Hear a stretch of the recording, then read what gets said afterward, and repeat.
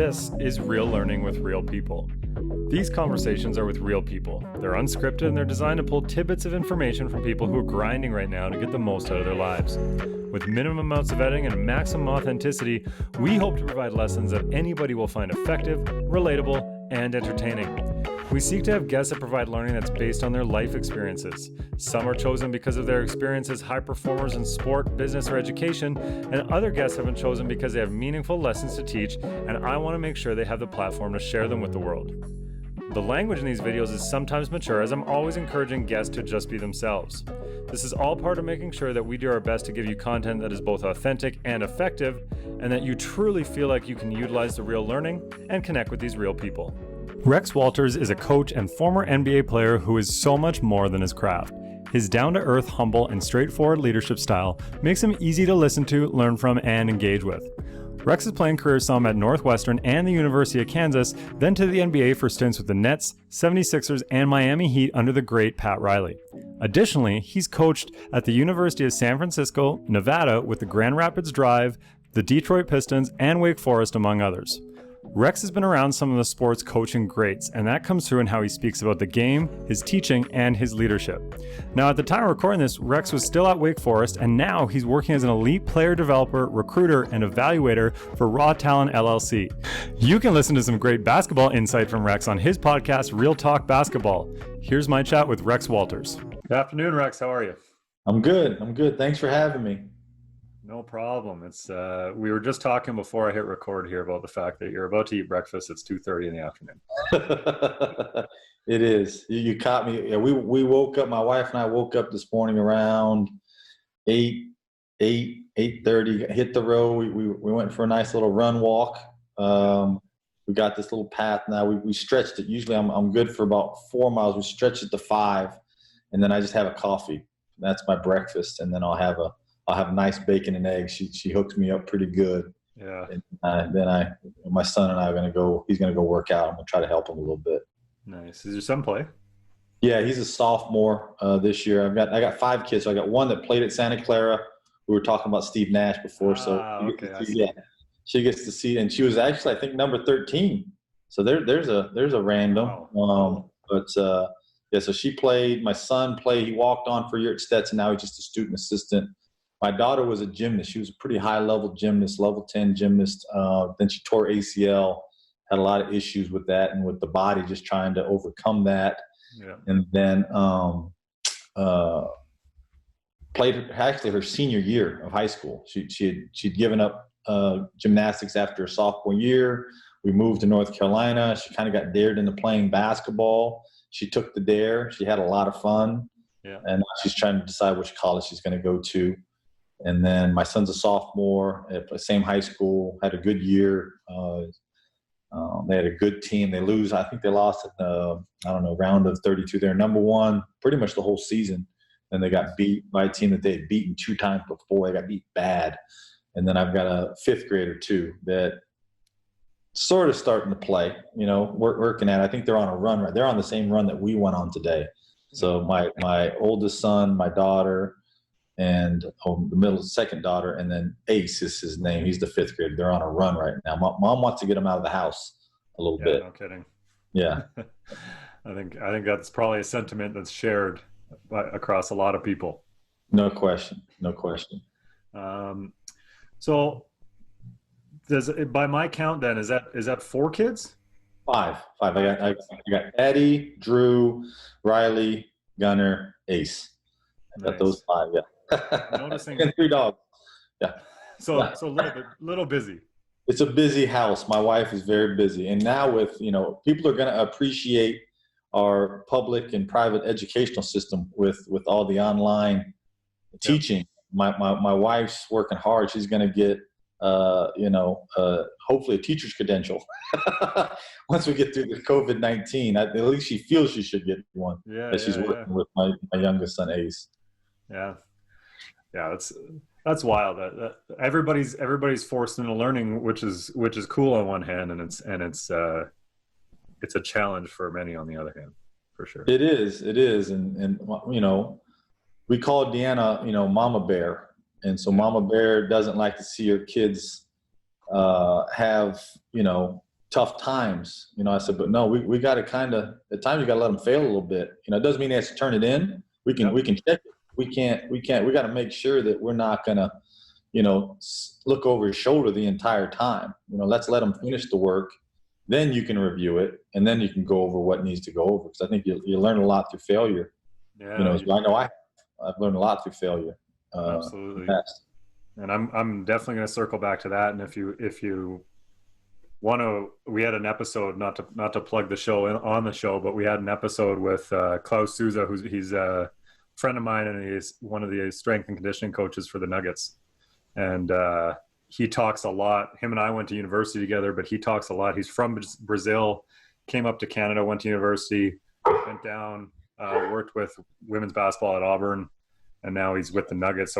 But he's got a lot of good stories of failure and I guess triumph and kind of getting to where he wanted to go along the way. And it becomes a pretty cool chat for kids and maybe for your wife too, just to. Yeah. So I want to see it myself. So I got to find the link. So speaking of family, what was family life like growing up for you? So I'm the youngest of 3 kids. My brother was 10 years older than me. My sister was 7 years older than me. So you can see that I was a little bit of a mistake. What wasn't necessarily supposed to happen. Right. My father was in the service, was in the Air Force, and he worked for Lockheed Missiles and Space. My mother, he met my mother in Japan, and they got married, and she came over saying she didn't speak a lot of English, so that was a challenge for her. But we moved around a lot, so I don't remember being born in Nebraska, but that's where I was born. I do remember times in Hawaii. He was stationed there while he was in the Air Force, and then we made a move to Aurora, Colorado when he started work for Lockheed Missiles and Space.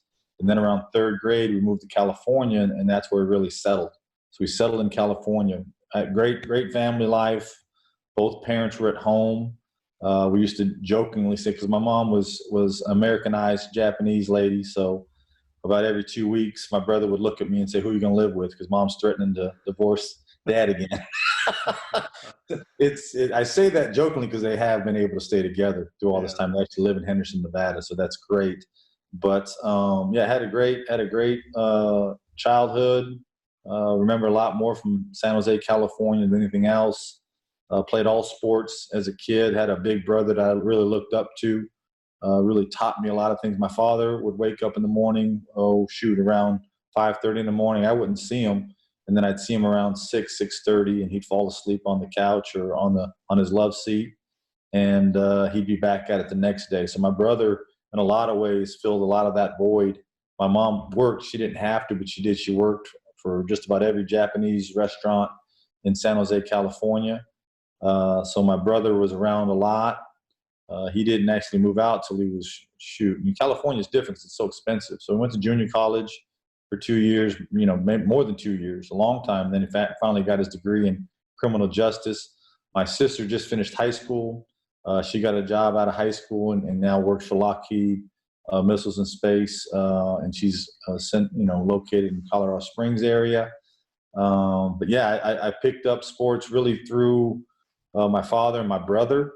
Played everything. Played baseball 1 year, ran track for the team, in middle school 1 year, ran cross country 1 year, played soccer 1 year, played football 1 year of high school, but I always played basketball. So basketball was really my love, and my brother taught me a lot about the game. So had a great upbringing, and really appreciative to my parents and my brother and sister, for putting up with me and kind of helping guide me in the process. That's awesome. Was that, and maybe I'm overreaching here, but would it be fair to say that it was maybe almost like having 4 parents, if there was that big an a little bit? Yeah, a little bit. My sister, she moved out after high school, so but she was a primary caregiver. My mom was gone a lot too. I was a latchkey kid. Yeah. I had ways to break into the house when I lost my key, and they'd be around, But so my sister took great care of me. My brother took great care of me in terms of, teaching me sports and stuff like that, and teaching me things about basketball that I didn't understand, or if I watched the game, he could kind of point things out. And then, my father took over a bigger part as I got to high school. But yeah, I mean, I had 4 people looking after me a lot. Yeah, that's cool. And what it allows me to do then is it allows me to ask the question that I usually ask just about parents, but I'll ask it about your siblings as well, is could you describe each of them with a word? Just whatever word comes to mind. So let's do dad first. Organized. He was highly organized. What about mom? Mom, I would say spirited. Nice. Yeah, spirited. I feel like we're gonna have to circle back to mom because you're leaving a bunch of loose ends there that I want to make sure I tie. What about your sister? Loving. She's a very loving lady to this day. Nice. Your brother? Brother was idol. He was my idol. Nice. He was the guy I looked up to, being 10 years younger than him. That's really cool. That and you know what, you've just changed the format of the show, because I've never asked anybody about their siblings, and now that these words are coming up, I'm like, oh, I've left a major gap so far. So I need to make sure I start asking, especially about the older siblings. I think that's I would imagine that they've played, based on how you talk about them, a pretty big role in how you approach and how you have approached through your life, learning and getting better at things and failure and that kind of thing.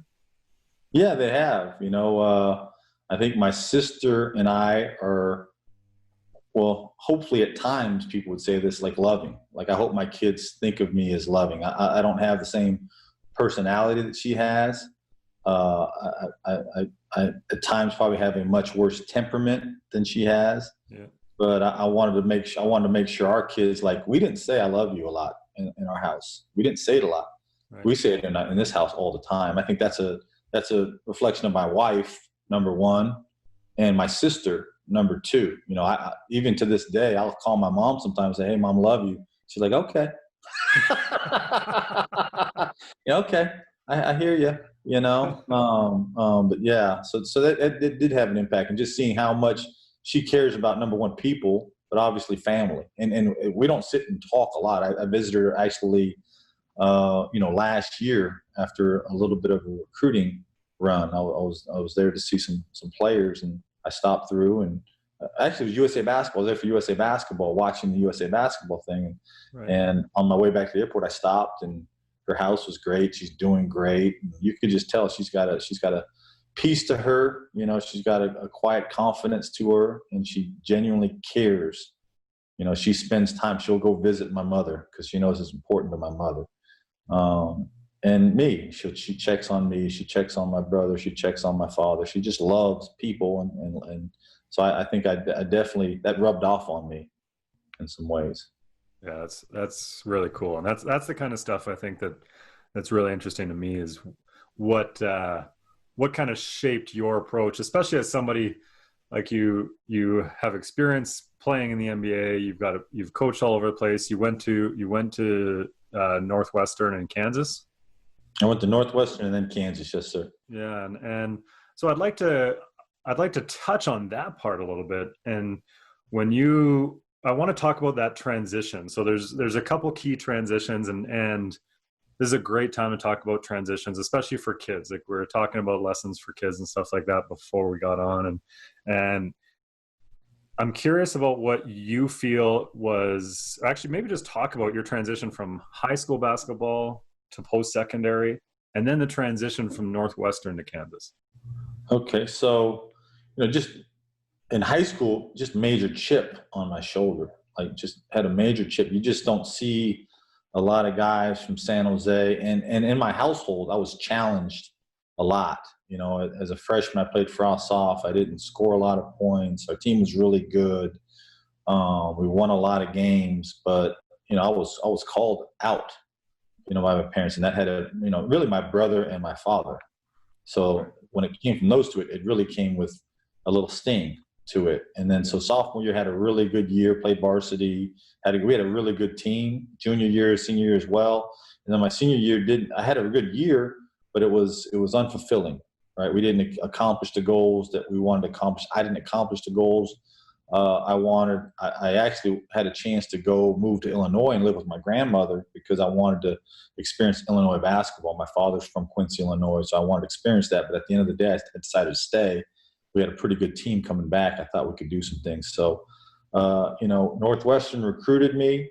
I wasn't highly recruited out of high school. Had a lot of mid-major programs. Santa Clara, we talked about Steve Nash before. San Francisco. Pepperdine, and then Northwestern. Those were the 4 schools that I visited. Actually, I didn't visit San Francisco. No Pac-12 or Pac-10 at that time. Didn't have Stanford pulled out. I didn't have the grades to get into Stanford. Right. So Northwestern was the highest level that I was going to have a chance to play in the Big Ten. So I was a little bit pressured into it by a good recruiter, a guy named Bill Donlin. It kind of came out of nowhere. He just kept calling and kept kind of not bothering me, but just, hey, we need to get an answer. We need to get an answer. And finally, I just gave in. I said, yeah, I'm coming, coach. My father looked at me like, what did you just say? One of those things. I don't know if that recruiting tactic would be as effective in today's day and age. Yeah, I don't subscribe to it. I want kids to make a decision because they think it's the right fit, and I try to keep telling them why it's the right fit. Danny's not a big pressure guy. To be honest with you, he doesn't pressure kids on a visit after a visit, the whole 9, but he lays it out. This is what we're at. This is what we're doing. But we're back to Northwestern. So I go there. I knew the first year was going to be tough. They had 3 senior shooting guards in front of me. I still thought I should play more than I played, but hey, coaches make decisions. And so sophomore year had a really good year. The results though were still the same. We weren't very good. And then I had to make a kind of a decision. I was not happy. When you're losing and you're not playing, for some reason for me, it was a little more tolerable because I knew next year I was going to get a chance. But then losing when you're playing was a lot harder to take. And I didn't see us going to a higher level. I didn't see us having a chance in the Big Ten for a lot of different reasons. So, I decided to make a change, and I was going to go back home. I was going to go back to San Jose, maybe go to Santa Clara.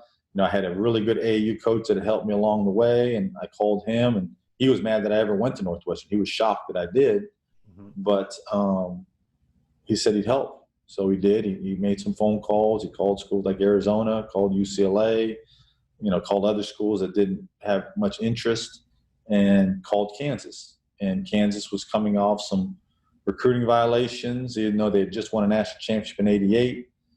Because of that, they had a scholarship available. I made a visit out there and loved it. I loved it the year that I was at Northwestern, just watching them play. So saw things that I thought I could be able to do, and I saw a plan in place by Coach Williams that I thought, gosh, they really play at a very high level. It's very efficient. They work really hard, and they're all about each other. You could just sense it in the way that they played. I thought there was some magic in the way that Coach Williams coached to get them to do that. So that's why I made a visit, a little bit of pressure by Coach Williams. Says, hey, we got a kid coming next week. Let me know what you want to do. I said, hey, I just want to go back home and talk to my father, and I'll let you know. I won't waste your time. And that's exactly what happened. So I make that change, and I end up going to Kansas after 1 2/3 of a year. There were quarter systems at Northwestern, so I left after the second quarter. The season was over. Right.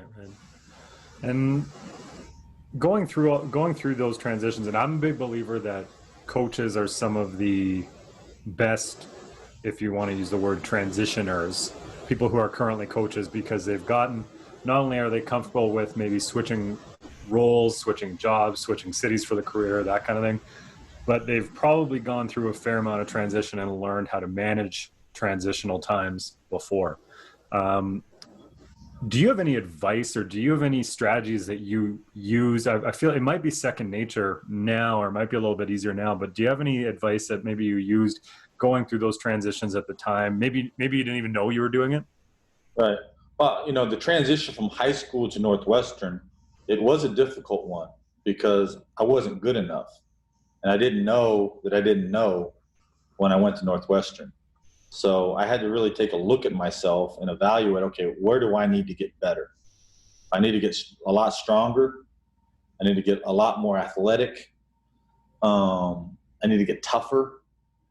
Well, how do I do that? So the plan was really simple. I'm going to go to class. I'm going to get my homework done, but I'm going to lift 4 days a week. Everyone else is lifting 2 days a week. I'm going to lift 4. So they're getting 2 weeks in. I'm doing twice as much as they are. I'll make up the difference where I lack right now. After practice was over, I was going to get my meal, get my homework done. I was going to go back and I was going to go work out. I was going to get there early, get my workout in. I was going to get my work done. Then I was going to go back and shoot. There'd be nights I slept in the locker room. I had a great understanding in terms of just look myself in the mirror and say, you're not good enough. You're just not good enough. And I responded to something different than maybe kids do nowadays. I jokingly called myself the worst player in the Big Ten. I would say that to myself, like, you are the last guy off the bench on the worst team at Northwestern. And that drove me. That drove me to do the things that I just talked about. So watch more basketball. Monday nights was Big Monday. I'd watch basketball and watch what players did, see how they're successful. I'd watch Super Tuesday, watch different teams and how they play, and just watch as well. So I just I went into like overload in terms of, okay, I'm just going to try to pick up as much as I can, work as hard as I can, and get better. And towards the end of my freshman year, I could feel it. I could feel, okay, now I can really play with these guys. I can beat these guys, but guess what? It's too late. The coach isn't going to make a change to the rotation at this point in the season. Yeah. But we had a really good international trip. We went to England and Ireland, and we had a great player named Walker Lambiot. I thought it was every bit as good as Walker. And he was our best player my freshman year when I was sitting the bench a lot. So I was like, all right, I'm ready now. I'm ready to go. People always said they saw such a big difference in my game my sophomore year going to Northwest. When I went home to California, they're like, he's different. It's different. So the biggest thing is I looked at myself and I was able to evaluate myself and where I needed to go. I think you got to do that. You got to start realizing that you don't know, you don't know. And then I started to realize, okay, I know that I don't know. You know what I mean? Yeah. And then over time, I got to the point where, I didn't know that I knew. And that's where you have to get to. I think, there are things that Michael Jordan did. We're talking about this time with The Last Dance. Yeah. There were things that he did that may be wrong, right? But he did it at such a high level and put so much time into it that he, I always say he didn't know that he knew. And everyone else wasn't at that level. Well, I got closer to that, at my sophomore year at Northwestern. Right. And it sounds to me like you really responded to that transitional time by just like putting your head down, hard work. Like that was really your, I guess you could call it coping mechanism or management mechanism for that situation. And was it the same way when you went to Kansas? Because that's another that would have been a step up as well. It's a big transition again because everything at Northwestern, because we weren't successful, right? We weren't very good. I was scoring a lot of points, wasn't fulfilled, right? Coach Williams had to get me to understand that that's not how you're going to win, Rex. And so I had to learn how to play defense. I had never been asked or required to play defense at a high level. It was never asked of me, We played zone at Northwestern. We played all man-to-man at Kansas, very little zone. He would call me into meetings like, Rex, why is it that you shoot so much? It's like, why is it that you shoot? I was like, because coach, if we're going down, because this is what I was used to at Northwestern. If we're going down, I'm going down shooting. I'm going down being the aggressor. And he said, yeah, but we can't win. We can't compete at that level if you're not going to take the next step. and become more unselfish, become more of a team player, commit to the defensive end at a higher level, be more coachable. I wasn't the most coachable kid. Even this is, now you're talking about your third year of college basketball. And that's nothing against Coach Foster. I had a lot of respect for Coach Foster, but it was different at Kansas. The level of expectation, the level of accountability was so much higher for not just me, for all of our players. And not to say that Northwestern was a loose ship. It wasn't a loose ship, but you're around better players. You're around guys that are fully committed to the basketball part of it. I thought at Northwestern we had guys that were really committed to the academic side because they knew, right, that's so important, and it is, right? But at Kansas, there was another level of accountability and a desire to be good when it came to basketball. So I was around those type of guys, and everything has to rise, right? You're challenged every day because of that. Where I was clearly the best player, or one of the top 2 players at Northwestern. Now I get to Northwestern, I get to Kansas, and there was guys in my position that were pretty good. I was like, I have a tough time guarding them. Like, they're good. Terry Brown, Sean Tunstall, like Steve Woodbury, like every day I have to come and bring it. So again, that raised my level, and I had to make changes again. I didn't know again when it came to what it takes to win, right? Not what it takes to score points or stuff the box score. What does it take to win at a high level? So I had to learn about that, and that was a big transition. I kicked out of practice. Things aren't acceptable. Getting on the line for turnovers, getting on the line for questioning a call, getting on the line for talking back to a coach. And it wasn't disrespectful talk. It was just like, what do I didn't understand where they were coming from. Bad body language. I mean, all of these things now I'm held accountable for at a high level. So again, that's what allowed me to make a big jump as a player, because I had to learn those things and make that transition. Yeah, totally. And I love how I foolishly thought that I would be able to stay away from basketball getting on this, because now we might need to talk for a 20-minute, half hour after we get off here, because I have a bunch of technical and coaching questions that aren't necessarily part of the show. But I may have stolen this as a coach from somebody else, as we're all pretty good at making sure that we borrow and steal to get better. And the concept that I like to talk about a lot is, and I talk about this with this business, with teachers and classrooms and schools and businesses as well, not just the teams that I coach, but it's really that shift of wanting to win, and whether you do or not isn't really a part of this, but wanting to win as an individual. Box scores. Yeah. If you're a salesperson, being the person who sells the most individually, meanwhile the company's failing, et cetera, or wanting to win as a group. And that almost exclusively, if you want to win as a group, you're going to have to pull back your version of winning as an individual, because those two things very rarely does the win as an individual come before the win as the group. But when the win as the group comes first, all of a sudden as an individual, you start to feel a little bit more like you're winning. There's no question about that, and that's one of the hardest things to teach. It's one of the hardest things I had to learn, just growing up, being at Kansas and listening to Coach Williams. And now as a coach, getting our guys to understand that, like for professional teams to want you in their organization, you have to prove to them that you're willing to do the things it takes to win and compete at a high level. And it's going to come down to more than just how many points you score, how many rebounds you get, but do you impact success for your team in all the things that you do? It's the little things. Do you pick guys up? Do you know how to communicate with people? Do you know what makes guys tick to get them to play at a high level? When you play the game, is it something where you raise their level, or is it something that their levels off? Those are all just really, really important things that, thank goodness I was exposed to Coach Williams, because obviously learned from because it was being taught to me. It wasn't something I necessarily wanted at the time or thought I wanted, but then as I got into it, I realized I really needed it. I needed that teaching. I needed that accountability. I needed to be around other guys that were wanting and needing that as well. And that's what allowed me or more importantly, us to have a team, because I would have never played in the NBA.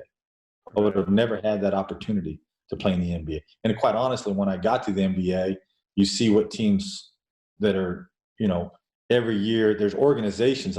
We talked about the whole Last Dance, and Michael taking issue with organizations don't win championships, and they don't. But I tell you what, they do supply an infrastructure and a culture and an accountability, right, to be great. You have to have great players as well, right? But you have to have an accountability. You have to have a technique in your teaching. There has to be a common belief in the common good and how to make each other's better to be the best that you can be. And I do agree with that. And I had that at Kansas at a high level, and you could tell it was top down, from the president to the athletic director to the head coach to the assistant coaches to the players, that this is how we do it. This is what we believe in. And this is from everything, on the court, off the court, in the classroom, in the community, how we walk down the street, how we present ourselves. It's about being great. It's about making each other look really good and make each other look better.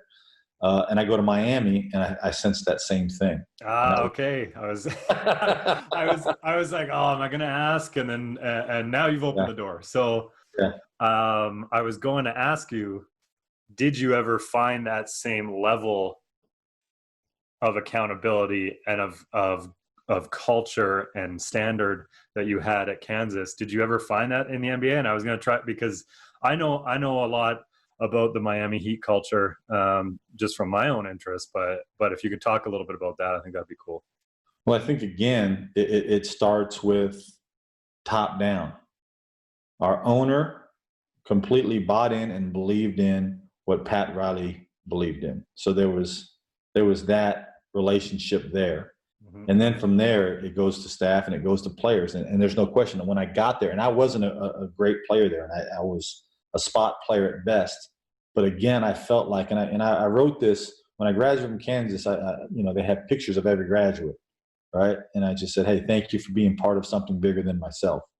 That's how I felt about Miami. Like, that's what you feel when you go to practice in Miami and you play for Pat Riley or now Eric Spoelstra or Stan Van Gundy before. There's a level of expectation about how you're going to approach every day. And every day is really important. Every minute's really important. Every second's really important, because we only have so much time to try to achieve great things. And we didn't even achieve them. But I'm the one thing I'll say about my time in Miami, I believed we could do it. Like, Pat had an unbelievable way and we didn't do it at Kansas, but Roy Williams made me believe we could do it, and made me believe that if we came together, we have the best chance of achieving that. And you've seen, like, Kansas teams, the whole time Coach Williams was there, they didn't win a national championship. Those teams believed in their heart, this is what it's about. Miami didn't do it for a long time. Coach finally got over the hump at Carolina, right? But it's the same thing. His system, what he teaches, every single day. And it's the same thing in Miami. There's a system in place, things that we believe, bigger than just offensively and defensively. How we take care of our bodies, the food that we eat, the way that we train, our accountability, how we dress, how we talk. There's a thing, Heat culture, it's legitimate. But they also do a great job of who do we bring into our organization. I think that's really important. And are those guys going to buy into the foundations, the basic foundations of what we believe, the core values that what we believe every single day? So that was the first time, and nothing against my time in New Jersey, nothing against my time in Philadelphia. They had some great teams there. My rookie year in Jersey, we were really good. Chuck is a masterful coach, and he got that team to get together. But I didn't think there was top down, from the top of ownership to administration, front office, coaching. I didn't know that was there. I didn't sense it was there. I think Chuck was just a masterful coach. We had good people in the front office, probably had good ownership. Philadelphia, I thought Larry Brown was a masterful coach. Yep. He was. Yep. Organization's pretty good, but it wasn't a culture. It wasn't like a foundation and core values that you believe in every single day. So if you're a teacher, you can tell in the first few days when you walk into a classroom that there's a level of expectation. There's things that we require, right? There's things I'm going to ask you to do. It doesn't mean, and Coach Riley, Coach Williams, he was younger, so he would get after a little bit. Coach Riley, there wasn't a whole lot of yelling and screaming. It was just his expectations and you having to live up to them. And it was a lot that way with Coach Williams as well. When we didn't, as a college coach, but you look at him nowadays, he doesn't go too crazy very often. There's just a level of a couple of years ago. Yeah, yeah. But there's a level of expectation. There are values that we believe in that you have to buy into. Yeah, and I often talk to players. At the university level now about different people who've gone through that organization. Kelly Olynyk's one of them, as a Canadian for sure, where it's just like he talks all the time about how much he has to work, quote unquote has to, but also how much he wants to work because he was injected into that culture, or I guess I could say the culture was injected into him. And I think that makes a pretty big difference. And when you say accountability, and this might be a really hard question, or you might have the answer loaded. You've talked about pressure and you've talked about accountability. Is there a difference? And if so, what is it for you? I mean, to be honest, we didn't feel pressure at Kansas, but we definitely felt that there was certain things we had to bring every day. There was going to be accountability on that. There was accountability about being on time, about working hard, about making your teammates better, about communicating with your teammates in the right way. So with that, there wasn't nearly as much pressure. When we lost my junior year, I felt the self-pressure that we have to get to a Final Four. We have to compete for a national championship. We lost in the second round my junior year, and we had a better team, So again, the pressure was more, okay, what didn't I do? What more do I need to bring?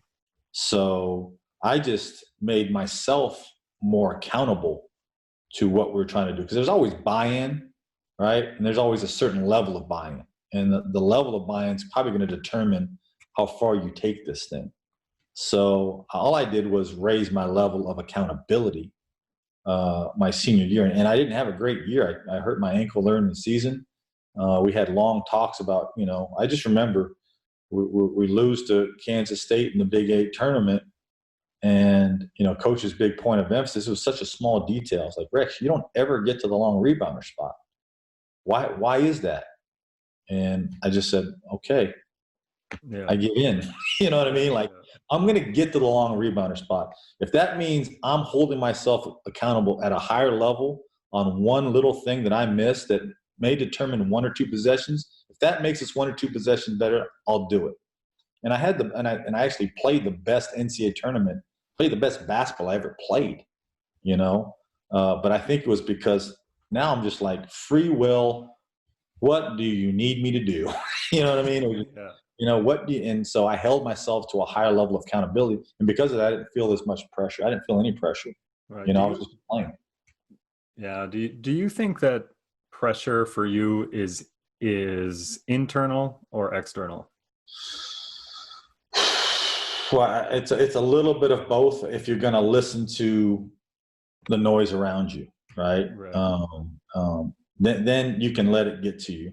I believe that if you have an internal pressure, right, to do what you're supposed to do, all that stuff falls at the wayside. You know what I mean? I would always say to kids, hey, if you study really hard for that math test, it's not really a test. It's really like a celebration of what you know. You know what I mean? And so if you do the work, if you've prepared yourself, that alleviates all the external or internal pressure because you've done your job. You're ready for this situation. And therefore, there's no pressure. I only felt pressure when I was like, dang, this guy's put in as much in this thing as I have. You know what I mean? Like, okay, now it's going to be really good. Who's going to break first? Who has really put in the time and effort and held themselves to that standard better? Quite honestly, those were the most fun games because you wanted to see who would crack first.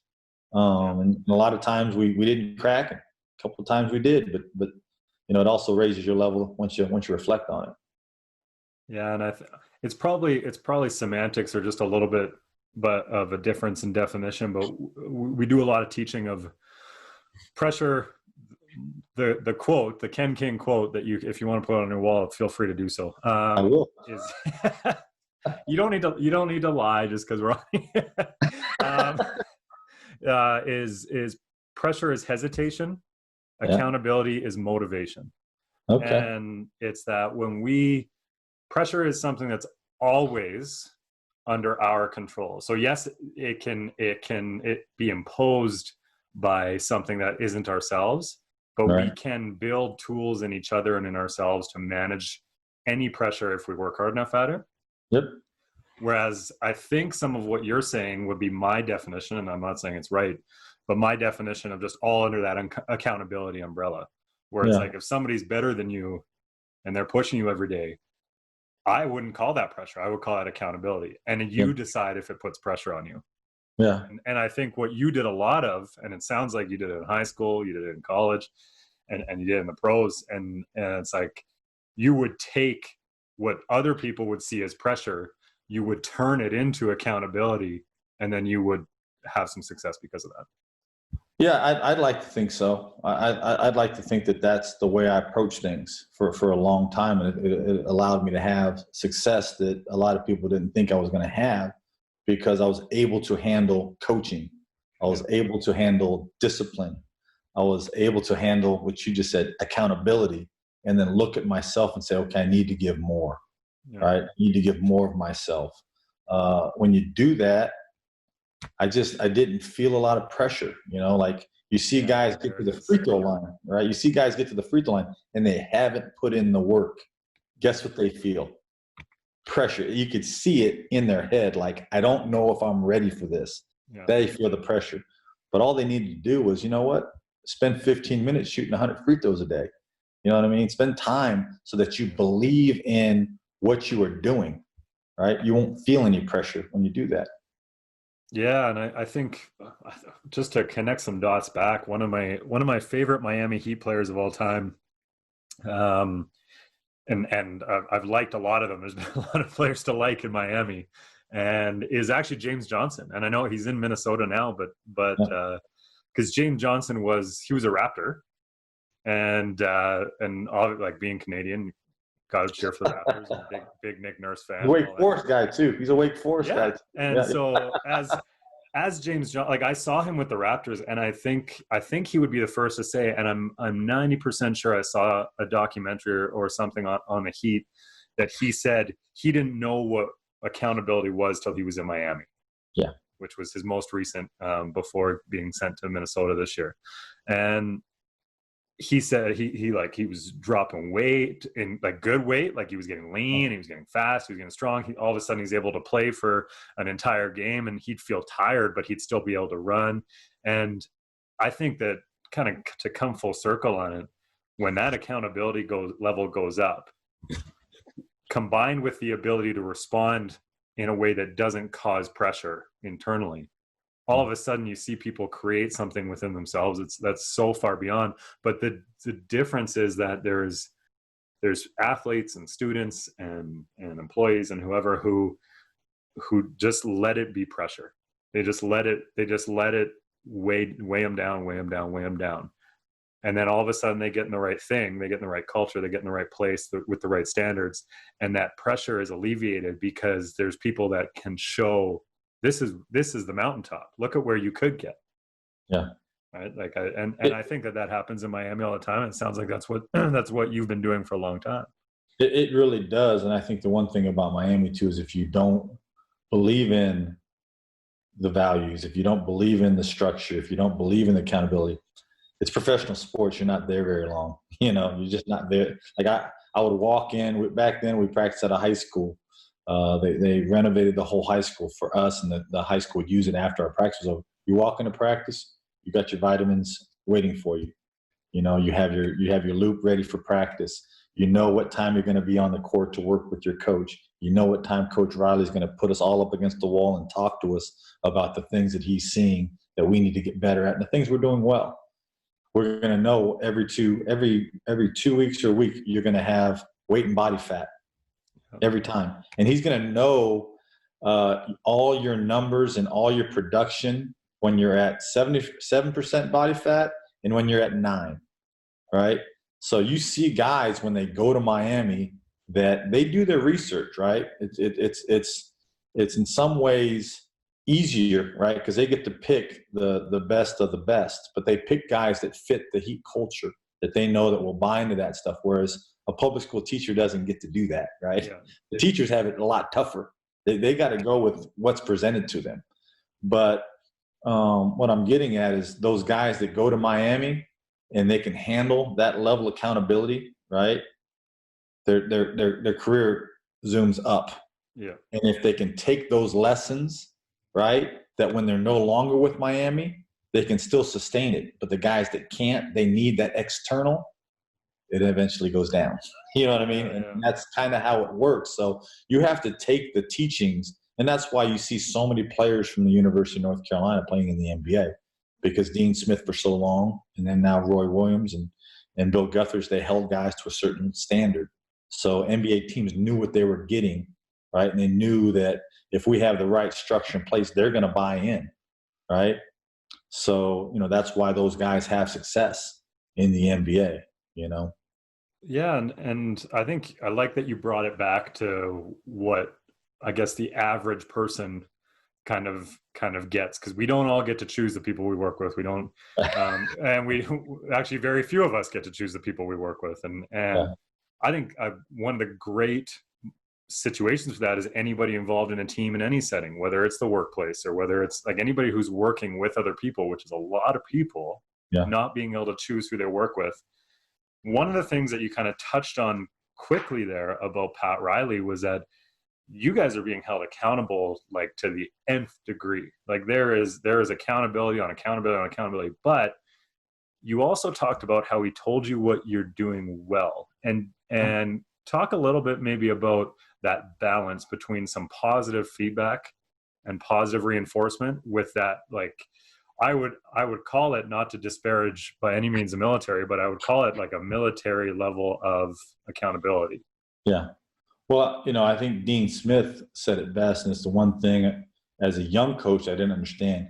You want to applaud the actions you want repeated. And that's what Pat Riley was doing in those situations. Because if you applaud it, and those guys that need, that positive reinforcement, because they're getting a lot of accountability, you know what I mean? But when you do it and it works and you recognize it afterwards, you recognize it when it's happening, right? It sets off a trigger in a guy's head that this works, right? I recognize it. He recognizes it. This is what I need to do for my team, my coach, for myself.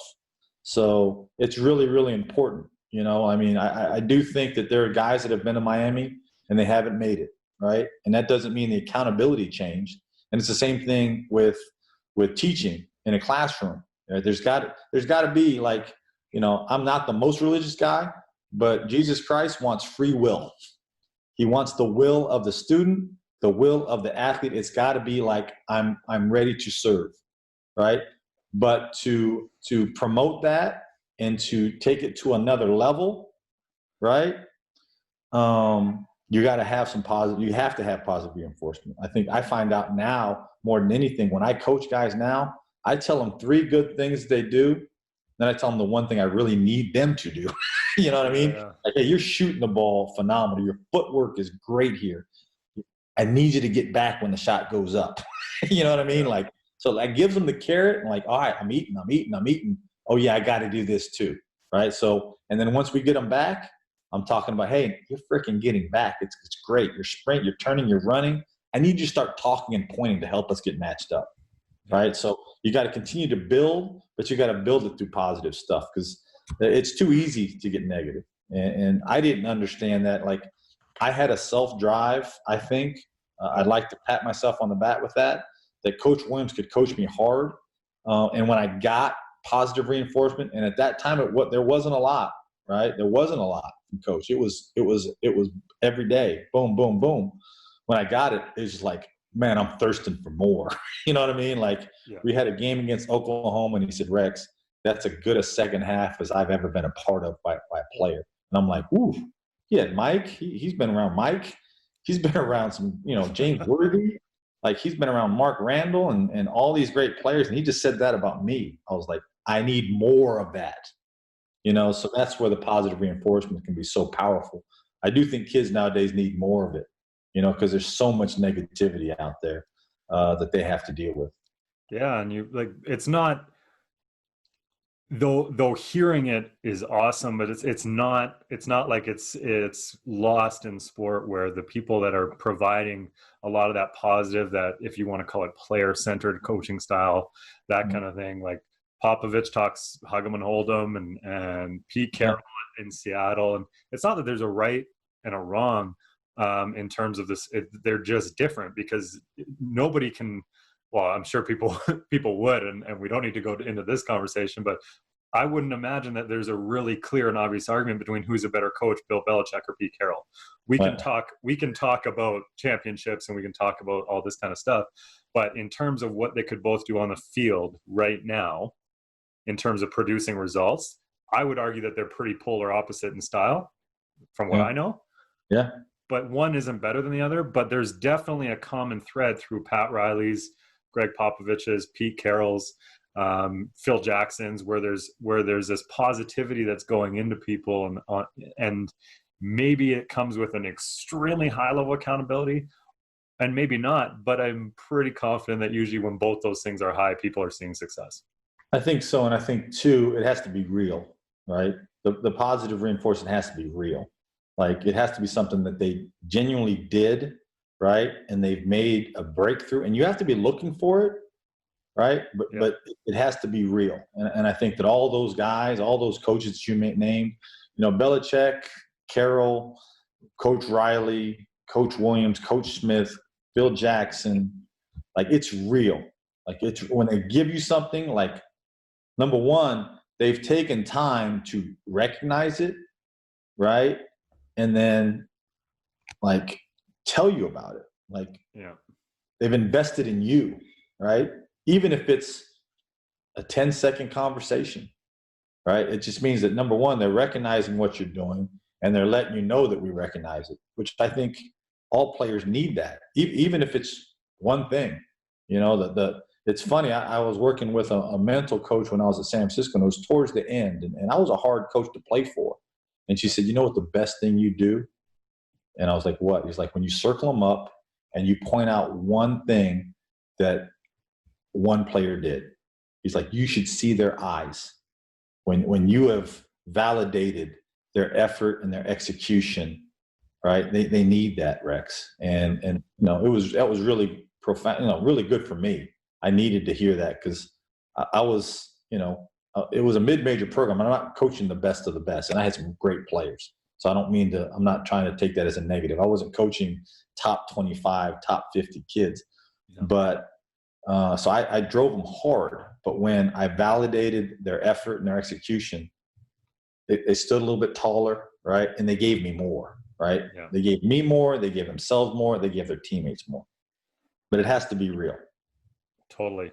And I like that you plugged 50% of the name of the show just by saying real. It's interesting because it is physiologial too. Like you get a release of more good hormones in your brain, and you can remember things better, and you can move faster, and you get stronger, literally. And so when you talk about feeling it and their eyes get big, it's like they're literally getting better just from that positive feedback. And I loved what you said before, and I've said this very similar line when I'm working with coaches, which is that the easy option is to be negative. And I've been guilty of that, especially when I was first starting to coach, where it's like yelling and screaming is right there because you're so frustrated, and it's like all these things. But that totally, as a coach, that's not you pushing yourself to be good enough. It's right. You taking the easy way out. Look, I mean, another thing, Yvonne Gomez, she was a very good figure skater, and she would meet with me once or twice a week, and she was great for me. She would say, "Hey, what's the difference between keep moving, and don't stop, don't stop, don't stop. Right. I was like, right. Yeah. no, like there's a big difference. And I would notice it with my kids. Like I was as a young coach, I was like, you never, or you always, or you can't, or you don't. And I was like, gosh, I was like, I'm killing them. Like I'm killing them when I do that.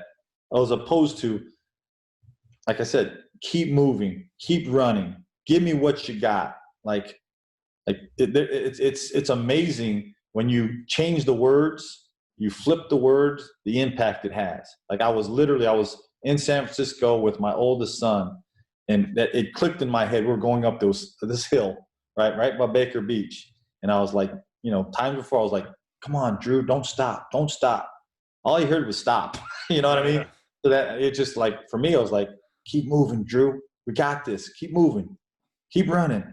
And he got through it and he was like, hey, Dad, thanks. You know what I mean? Because trust me, if you would have said stop, don't stop, tell me what not to do, it's a good chance I would have done it. So, the power of our words as teachers and coaches and how we spin things to get our students and get our athletes to do what they need to do, it's really profound. So I stay away from don't, can't, always, never. I stay away from those type of words because I just think it has a negative effect. Yeah, and I've done a lot of reading, a lot of research into trying to understand a little bit more about the effect that changing your language, I guess, can have in terms of motivation. And one of the things I started trying to formulate in my head, and literally just wrote it down while you were talking, because I think it finally clicked. So thank you for that. is that negative feedback, and negative feedback comes as a whisper, positive comes as a cheer. Yeah. So if it's anything in that negative side, like don't stop, I don't hear don't. It kind of comes out like don't stop. Right? Like, that's kind of how the negative stuff comes as a whisper a lot of time. And whereas the positive stuff, it's like, you're better than that. It's like I'm cheering, I'm yelling, I'm loud. You're gonna hear that. You're not gonna miss that. Yeah, no question. It totally changes how a player looks at himself. Yeah. Right. How he feels about himself. Totally. Which we have to make guys believe that they can do it. Right. That's a big part of teaching and coaching. Yeah. I want to ask you about something, and maybe you don't want to be asked about it. I'll tell you this. I'll give you an opinion, and I can't promise you I'm right. I want to talk about blue chips. Okay. Yeah. So I'm interested in it because I'm interested in people that jump out of their comfort zone and do stuff that maybe they don't know. And I would imagine that's what blue chips was for you. That really was. I learned a lot just about how hard. All of a sudden, I'm on a plane, then I'm in a limousine, and I'm going up the hills of not Hollywood, but like Westwood, and I'm reading lines with Nick Nolte. And how nervous was I? Like William Friedkin and Nick Nolte. And I did. I jumped into it. I was like, hey, this is an experience that, hey, what do I have to lose? Yeah. You know what I mean? I could be in this movie and that could change my life forever. Or guess what? I'm going to get on a plane. I'm going to go back to Kansas. So that's just the way I approached it. I was like, hey, this could be great. I could get the part. I was awful in the reading. I was awful, but like it was a life experience for me that was great. So I still look at it as a positive. Like I got to meet Nick Nolte. Like he won't remember me, but I got to meet him. I remember. I got to meet William Friedkin. I got to ride in a limo really for the first time ever. I got to fly first class to LA. And so like, I didn't see it as a negative, and maybe my expectation wasn't to get the part. Like, now when I do more stuff, I do try to practice more. I learned from that. You know what I mean? I didn't know the lines. I didn't read the lines. I didn't have any thought process to it. But, now I do. I try to spend more time if there's an opportunity out there. But at that time, I was just like, hey, screw it. Let's give it a shot.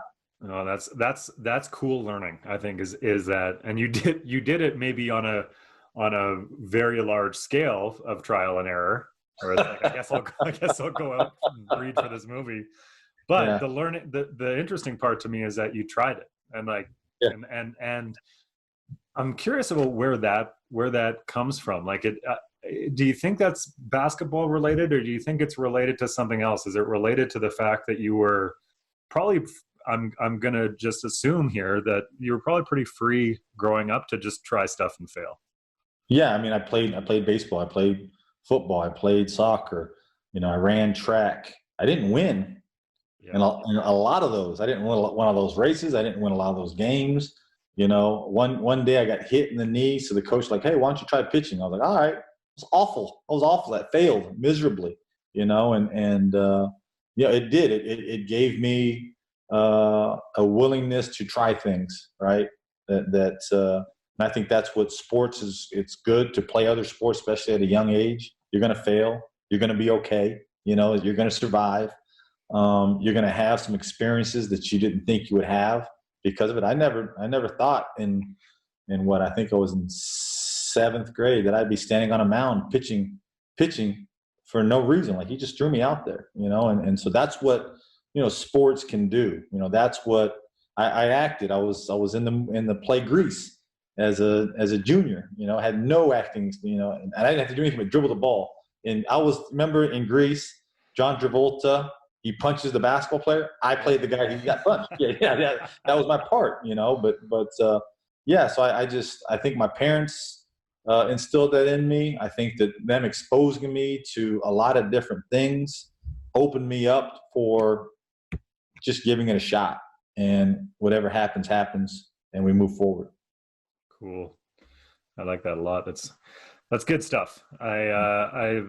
I want to kind of play a little bit of a quick hit kind of game here just to wrap up, where if I say a word, I want to know who it kind of makes you think of and why, and as quick as we can.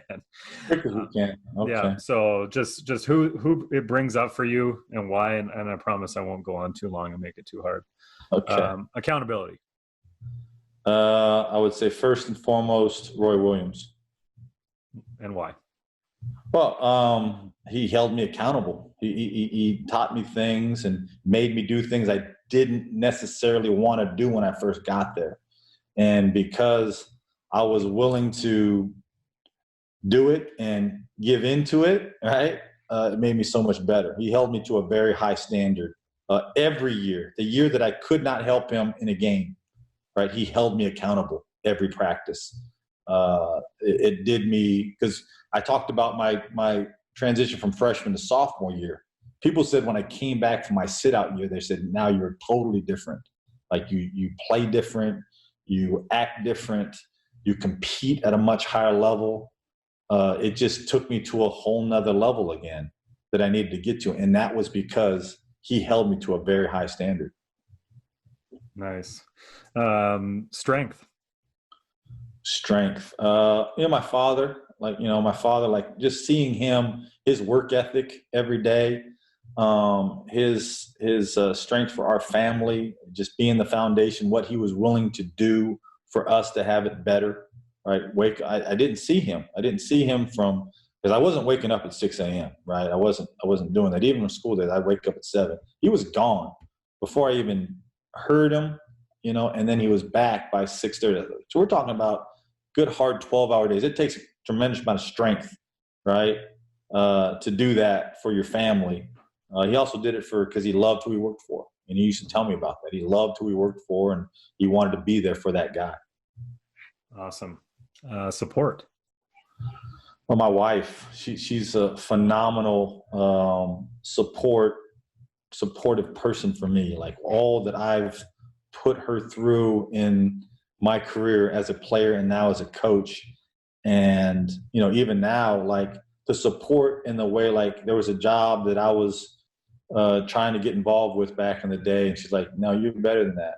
You don't need to go after that job. Like, you work too hard, right, to do that. And, her support of me as a father, but me for our kids. Like, she's a tremendous support mechanism for our family. Like, she holds this thing all together.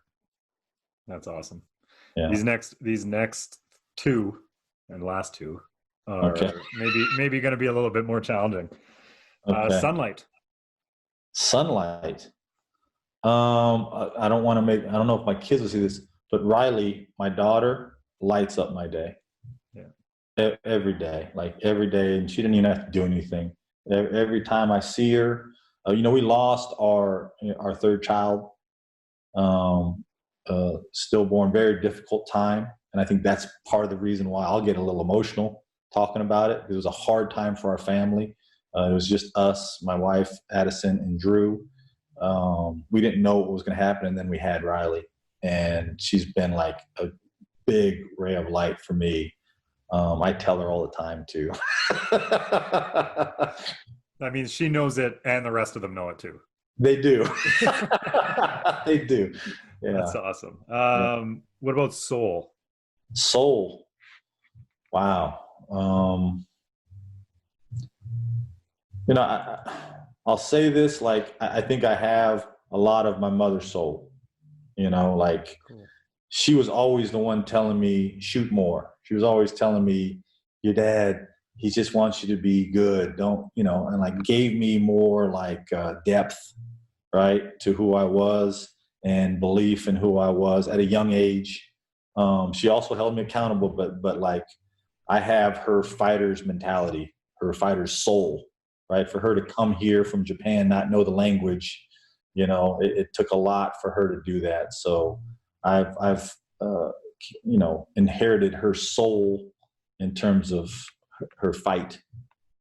Yeah, and you've clearly demonstrated that time and time again as your different transitions have come up. And I think that's a great way to kind of tie all that stuff together, is that you started out talking about mom and you use the word spirited originally.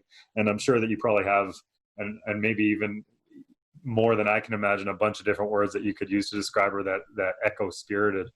And then when you talk about soul and fight, and I think you touched on it a lot too, and it's really cool. It's really unique and different, is that the fight to persevere and the fight to push through a transition that definitely many other people would allow to be something that weighs them down and be a negative. And I think that's awesome. Well, my parents had a big impact on it because I'm hard on my kids, because I want my kids to have a depth to them. Right. I want them to have fight to them. I want them to have an accountability to them when other people hold them accountable. Right. So my parents gave me that. My brothers and sisters gave me that. My sister gave me more love. Right. Yeah. But the other three, they made me who I was in a lot of ways. Now, my wife has made me better since then, because there's things I need to learn. But they gave me that allowed me to fight through some tough times, or negativity, or people not believing I could do things where I still thought I could. There's no question that my family gave me that. That's awesome. And I think that's a great spot to kind of leave it off here. Last couple things.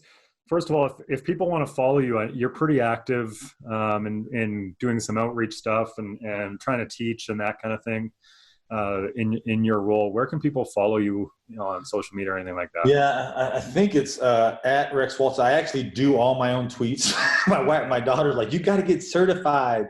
So I think it's at Rex Walters or at Coach Walters on Twitter. That's where I am. I do Instagram as well, and I think it's at Coach R Dub, because Rex Walters or 23. But yeah, you can find me if you want to find me. I'm gonna tweet and Instagram. Instagram's more about my family, because I'm just so proud of them, and I think people respond to that more because it's more friends. Twitter's more basketball, things that I've learned along the way, things that I'll hear that I'm like, wow, that's powerful. That's a powerful statement about coaching or teaching.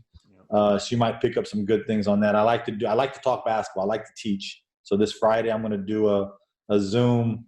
My experience in the G League as a head coach and training camp, and hopefully help coaches with that and teach with that, because Stan said something to me. Stan Van Gundy is a mentor of mine, right? And he said something that's really important when it comes to coaching and teaching is, your success, right? And this may not apply to teaching, but your success is going to come about what kind of talent do you have on your team, right? All of a sudden every Hall of Fame coach has had a Hall of Fame player. You know what I mean? It's amazing how that, and then it's going to come down to your system, the system that you believe in. And I think the third thing is your technique in teaching.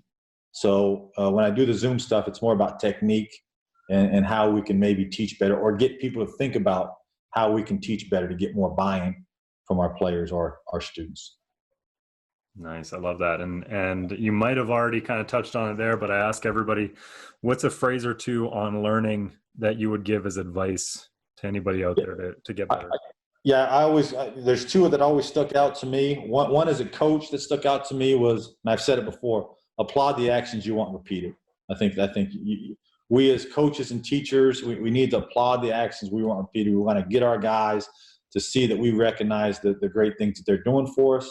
And then as a youngster and at Kansas, what stood out to me was the only difference between stepping stones and stumbling blocks are how you perceive them. So that I remember Coach Williams as a thought of the day, and I needed that one because I was viewing a lot of stumbling blocks in my first year at Kansas, and I was like, all right, I'm going to pursue these things as stepping stones that are going to make me better. Right. All right. Well, that's awesome. Got a couple full pages of notes here and a lot of good stuff. And for me, and now I'm hoping that a bunch of people will watch and listen to this and get to hear all the great stuff you gave. And I really appreciate you giving up the time. I hope that the bacon and eggs aren't cold yet or that she waited for you. I can smell it. It's probably perfect timing. But thank you for having me. I really appreciate you doing this. And I look forward to following you from this point forward. Yeah, cool. Appreciate it a lot. Take care. All right. Thank you. Make sure you subscribe wherever you get podcasts or to this YouTube channel to hear our weekly episodes.